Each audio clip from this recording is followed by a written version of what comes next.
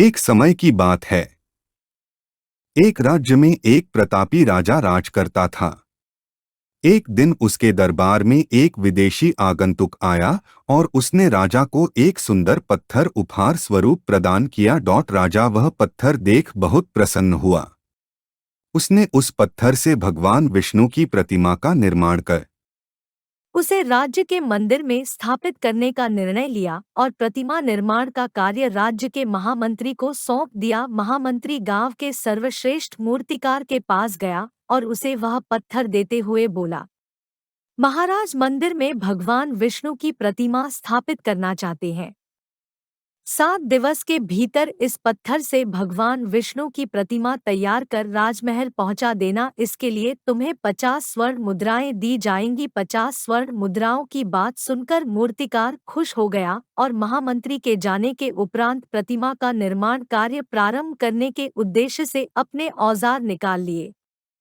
अपने औजारों में से उसने एक हथौड़ा लिया और पत्थर तोड़ने के लिए उस पर हथौड़े से वार करने लगा, किंतु पत्थर जस का तस रहा। मूर्तिकार ने हथौड़े के कई वार पत्थर पर किए, किंतु पत्थर नहीं टूटा। 50 बार प्रयास करने के उपरांत मूर्तिकार ने अंतिम बार प्रयास करने के उद्देश्य से हथौड़ा उठाया, किंतु यह सोचकर हथौड़े पर प्रहार करने के पूर्व ही उसने हाथ खींच लिया कि जब 50 बार वार करने से पत्थर नहीं टूटा तो अब क्या टूटेगा। वह पत्थर लेकर वापस महामंत्री के पास गया और उसे यह कह वापस कर आया कि इस पत्थर को तोड़ना नामुमकिन है, इसलिए इससे भगवान विष्णु की प्रतिमा नहीं बन सकती। महामंत्री को राजा का आदेश हर स्थिति में पूर्ण करना था।